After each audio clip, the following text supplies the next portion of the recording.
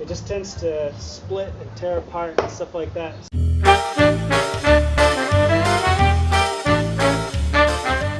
Especially when you pry it apart with a pry bar or something sharp, and it just pulls it apart.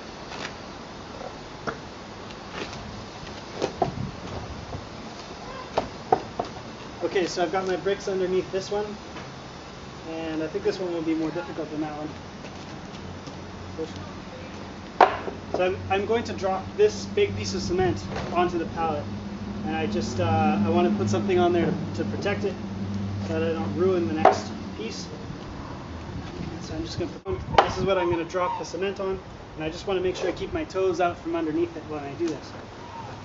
Now this is pretty heavy, so we're going to lift with our legs. When I drop this, well, whatever, you'll see.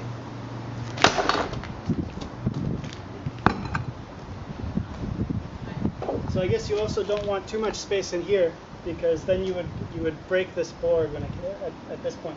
So you can see it's all come out, and I can just repeat the process.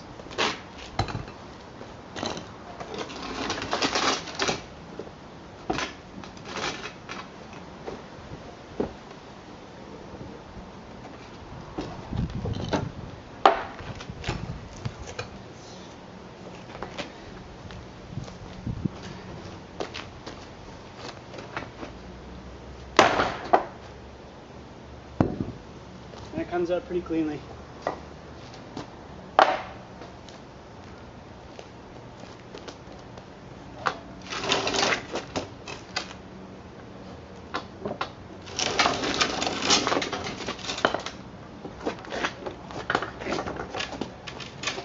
So it won't work every time. Sometimes you'll just have a board that's just cracked and wrecked and you won't want to use it.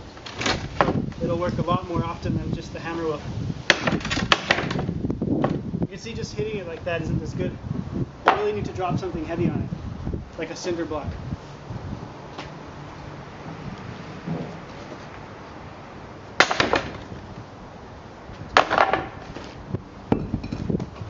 Alright, so there you go. Perfectly good piece. Then I can just hammer these nails out a little bit.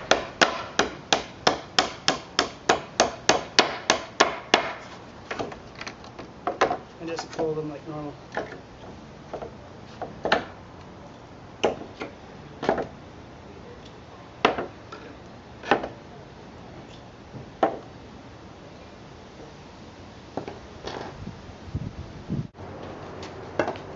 You might find yourself in a place where there's a board on both sides of the pallet. And if that happens, you can just make kind of a bridge, like this.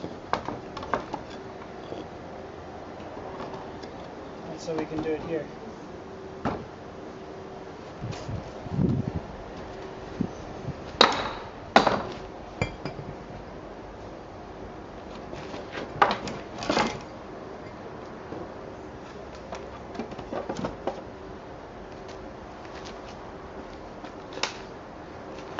Sometimes, especially when you're doing the last one on the end, you want to put your foot on top of the thing that you're going to remove in case it flies up.